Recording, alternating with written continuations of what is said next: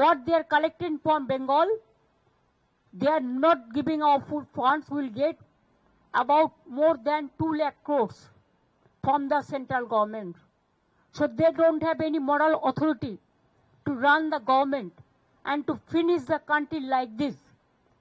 They want to destroy the economic structure of the country, the constitutional structure of this country, the independent agency, including the infrastructural facilities, the economy, the social sector, the economic sector, the federal sector, all is been vanished.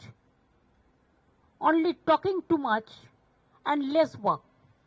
What they do, only they use some jugglery of words which cannot affect. You have to give the advantage to the people, which common people can enjoy the facilities.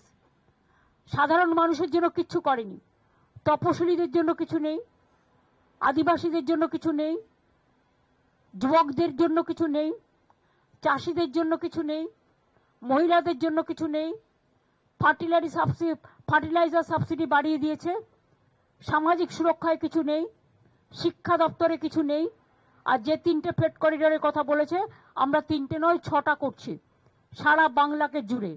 কাজেই টোটালটাই মিথ্যে কথার ফুলঝুরি, হামটি ডামটি budget.